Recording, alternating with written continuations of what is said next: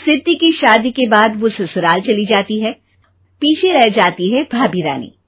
सिद्धि के ससुराल जाते ही भाभी कहती है, अरे वाह जी वाह, सारे कपड़े मेरे। हाय रे पैंट, अरे वाह वाह, मजा आ जाएगा। अरे ये सिद्धि की अलमारी के सामने खड़े होकर क्या बड़बड़ा रही है?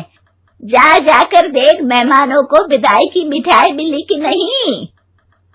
अब हाँ माँ जी, क्यों नहीं, लेकिन पहले कपड़े तो बदल लूं। अब रानी आ जाती है सिद्धि के उन कपड़ों में जो वो ससुराल जाने से पहले घर छोड़ जाती है। अरे रानी, कुछ दिन रुक जाती। अरे ये तो सिद्धि बिटिया को मैंने ही दिया था, बड़ा ही फबता था उस पर, तुझ पर तो कुछ खास नहीं लग रहा। अब वो ना मेरे सारे कपड़े गीले थे तो सोचा पहन लूं। वैसे भी सिद्धि को कौन सा भी पुराने आउटडेटेड कपड़ों को पहनना है। वैसे भी ये सूट तो मैंने तभी पहना था, वैसे खास है भी नहीं ये। हाँ ठीक है, लेकिन ना मेरी सिद्धि पर तो जमता था। सारे मेहमान चले जाते हैं और सिद्धि ससुराल से मायके पहली बार आती है। अपना घर, अपना कमरा, अपनी अलमारी। ये बोलकर जैसे ही सिद्धि अलमारी खोलती है तो सामने उसके कपड़ों की जगह कुछ और ही रखा होता है। माँ, ओ माँ, जरा कमरे में तो आना। सास और रानी वहां पहुंच जाते हैं। रानी ने पहनी होती है सिद्धि की जींस और टी शर्ट। अरे भाभी, ये क्या? ये तो मेरी बड़ी ही महंगी टी शर्ट है, इसे आपने घर में क्यों पहनी है? अरे बहुत मिलती है दीदी ये चौक की मार्केट में, 150 में।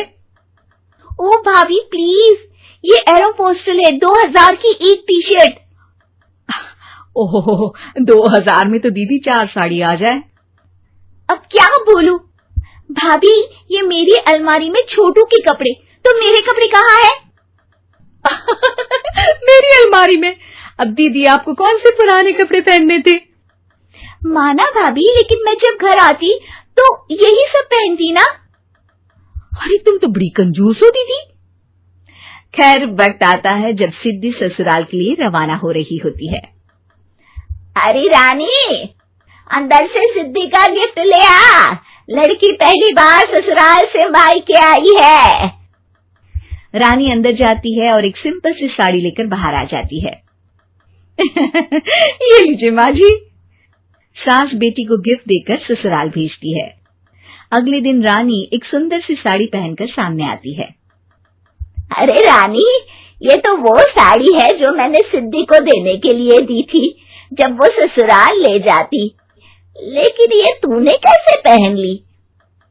अरे माँ जी, ये साड़ी तो मुझे बहुत पहले से ही पसंद थी, लेकिन चिंता ना करिए, मैंने सिद्धि के लिए भी अच्छी सी साड़ी दी है। हाँ। तभी सिद्धि का फोन आता है। क्या माँ, कुछ अच्छा तो दिया होता ससुराल ले जाने के लिए। अरे पहले दिखा दिया होता। यूं चमकते हुए पैकेट में नौकरानी वाली साड़ी मत दिया करो माँ।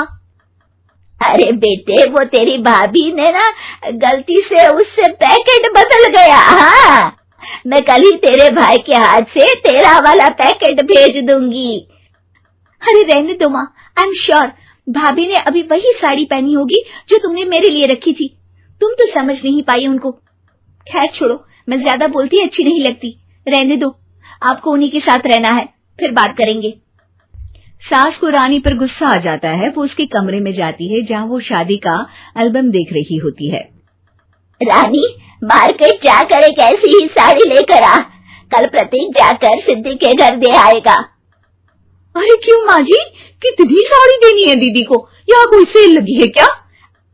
अरे चुप कर, मेरे बेटी के हिस्से की साड़ी खुद पहन ली, अब ज्यादा ज्ञान बांट रही है। एक दिन सिद्धि का फोन आता है। माँ, मेरी सास ने आप सबको खाने पर बुलाया है। सारे लोग सिद्धि के ससुराल पहुंचते हैं।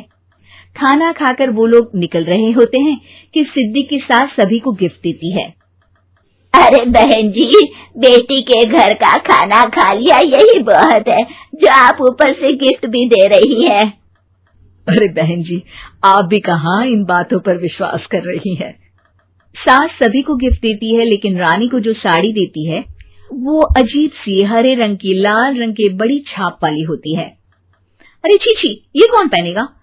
सासू माँ को तो जरी वाली इतनी सुंदर, और मेरे लिए ये नौकरानी वाली।